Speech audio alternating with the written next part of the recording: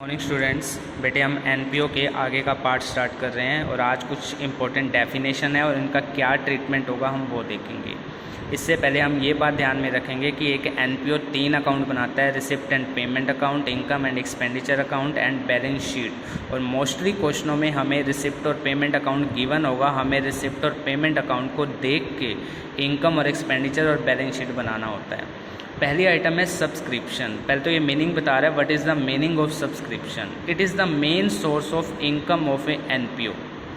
It will be appearing, इसको show किया जाता है रिसिप्ट और पेमेंट अकाउंट की डेबिट साइड में, क्योंकि सब्सक्रिप्शन एक तरह से जैसे हम बोलते हैं चंदा, यानी जितने भी लोग एनपीओ के मेंबर बनते हैं उन्हें एनुअली कुछ सब्सक्रिप्शन अमाउंट जमा करानी पड़ती है। और रिसिप्ट एंड पेमेंट अकाउंट के अकॉर्डिंग सोचें तो कैश आ रहा है तो इसे डेबिट साइड में दिखाना चाहिए, रिसिप्ट साइड में।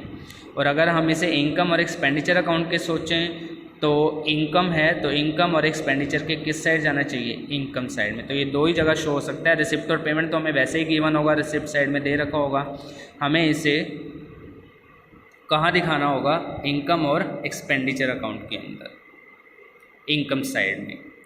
दूसरी बात कहते हैं सब्सक्रिप्शन के अंदर काफ़ी सारी अमाउंट होती हैं, पिछले साल की भी, इस साल की भी, अगले साल की भी। लोग जब इकट्ठा पैसा दे देते हैं हम रिसिप्ट में तो शो कर देते हैं, लेकिन जब आप इनकम और एक्सपेंडिचर अकाउंट बनाते हैं, जैसे मैंने आपको लास्ट क्लास में समझाया था, तो इनकम सिर्फ हम उसी सब्सक्रिप्शन को मानेंगे जो इस ईयर से लिंक होगी।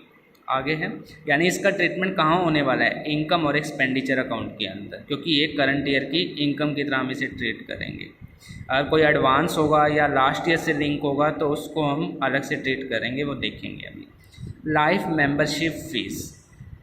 अब क्या होता है, कुछ मेंबर कहते हैं कि हम बारी बारी पैसा नहीं दे सकते, आप हमसे लंप सम इकट्ठा पैसा ले लो। तो इकट्ठा पैसा अगर एनपीओ को जमा करा दिया किसी मेंबर ने तो एनपीओ के पास वो एक कैपिटल रिसिप्ट बन गई है, एडवांस पैसा आ गया है। तो आप उसे ना तो इनकम मान सकते, आप उसे जस्ट बैलेंस शीट की लायबिलिटी साइड में शो करेंगे, क्योंकि ये कैपिटल रिसिप्ट है, रिवेन्यू रिसिप्ट नहीं है।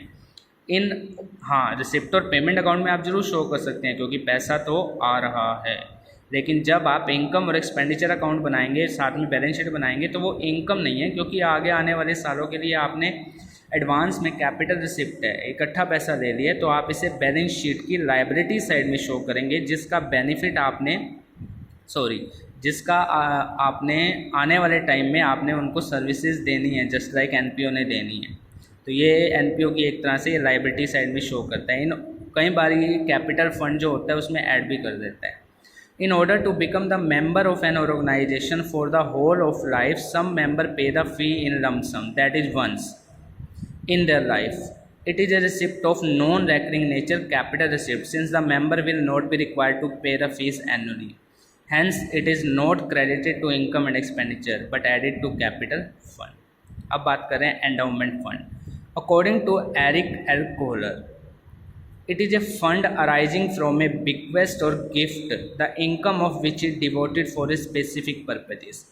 कहता है ये वो फंड है जो स्पेशल पर्पजेस के लिए कुछ लोग एनपीओ के पास डोनेट कर देते हैं या उन्हें एज ए गिफ्ट दे जाते हैं।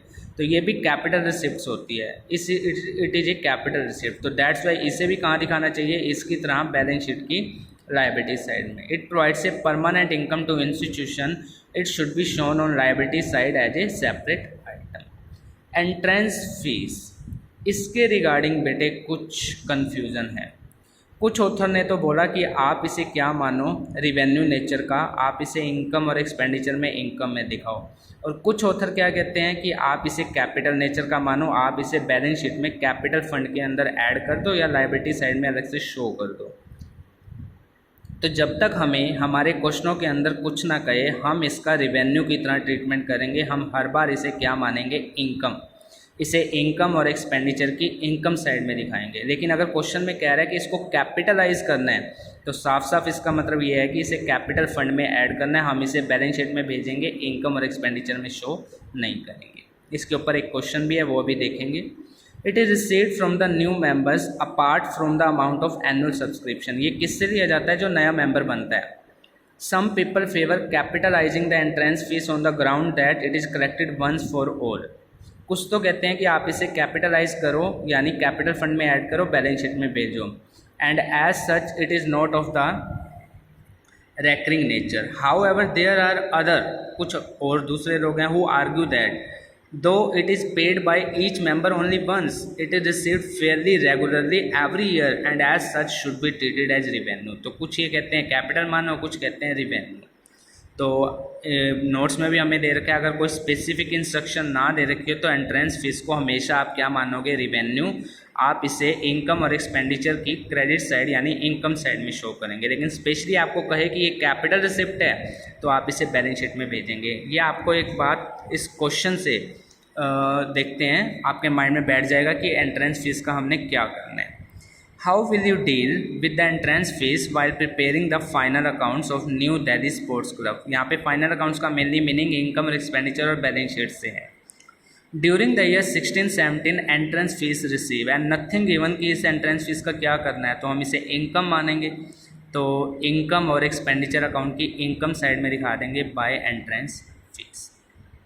Second case, during the year 16-17 entrance fees receive it is the policy of the club to treat the entrance fees as revenue receive.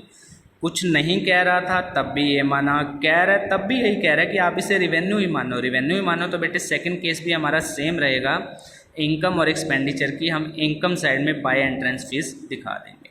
Case 3, during the year 16-17 entrance fees receive 120 it is the policy of club to treat the entrance fees capital receipt. अब specially कह रहा है क्या मानना है, capital. तो income और expenditure में तो अब ये जाएगा नहीं। थर्ड केस में क्या बनेगी, बैलेंस शीट। तो बैलेंस शीट में जो कैपिटल फंड आपके पास क्वेश्चन में मेंशन होगा आप उसमें इसको ऐड कर दोगे या अलग से शो भी कर सकते हो, चल सकता है। तो वैसे इसे कैपिटल फंड में ऐड आप करके दिखा सकते हैं, यानी अभी एक कैपिटल रिसिप्ट बन गई।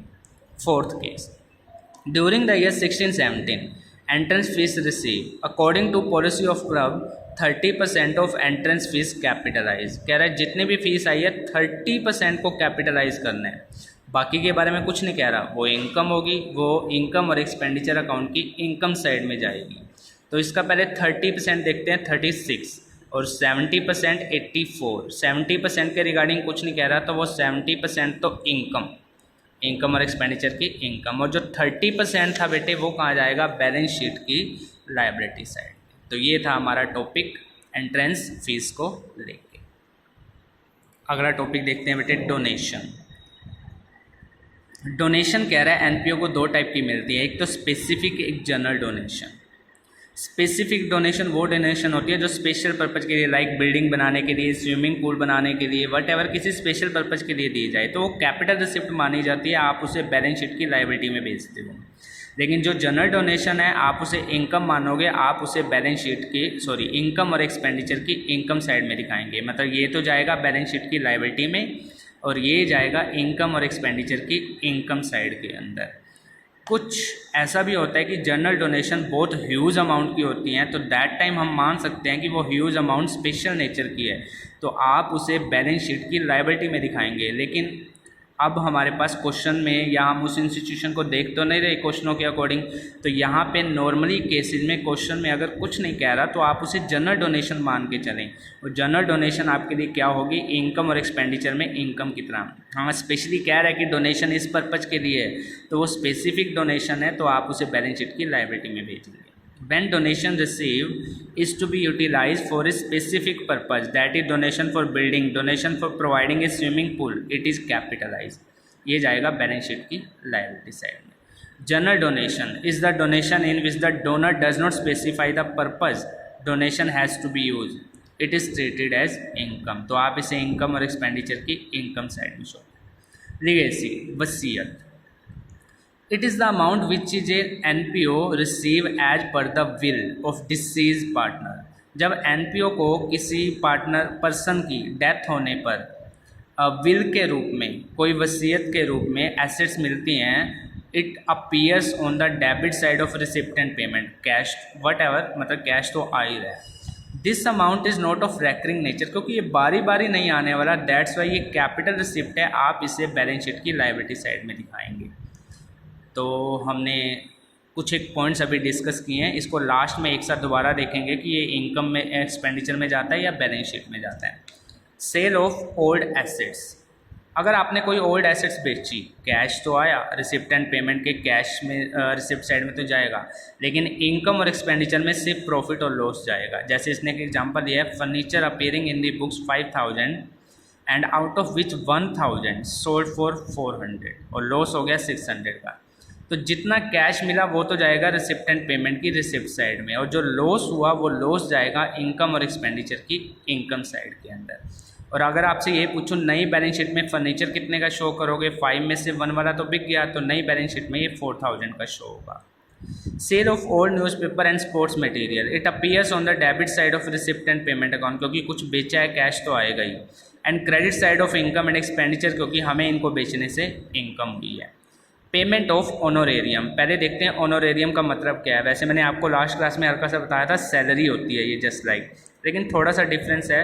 The amount paid to person who are not the employee of the institution, जब हम किसी ऐसे पर्सन को कुछ सैलरी टाइप दे रहे हैं लेकिन वो हमारा एम्प्लॉय नहीं है, is called honorarium and is debit to income and expenditure account, क्योंकि ये हमारे लिए क्या है, खर्चा है, तो आप इसे एक्सपेंडिचर साइड में दिखाएंगे। तो आज हमने 9 पॉइंट्स पढ़े बेटे, एक बार फटाफट रिवाइज करते हैं। सब्सक्रिप्शन हमारे लिए इनकम है, तो इनकम और एक्सपेंडिचर के इनकम में जाएगा। Life membership fees capital nature का है, बैलेंस शीट की लायबिलिटी में जाएगा। एंडाउमेंट फंड बैलेंस शीट की लायबिलिटी में जाएगा। एंट्रेंस फीस कुछ भी ना कह रखा हो तो इनकम और एक्सपेंडिचर के इनकम में, बाकी डिपेंड करता है, अगर कैपिटलाइज करना है तो बैलेंस शीट में जाएगा। Donation, specific donation balance sheet की लायबिलिटी में जाएंगी, जो बिल्डिंग, स्विमिंग पूल इनके लिए दी जाती हैं, और जो जनरल डोनेशन होती हैं वो इनकम और एक्सपेंडिचर की इनकम साइड में जाएंगी। लिगेसी कैपिटल नेचर का है, बैलेंस शीट की लायबिलिटी में। Sale of old assets, profit और लॉस इनकम और एक्सपेंडिचर में शो किए जाएंगे। Sale of old newspaper and sports material, sale किया है, इनकम और एक्सपेंडिचर की इनकम साइड में। Payment of honorarium, income and expenditure की एक्सपेंडिचर यानी डेबिट साइड।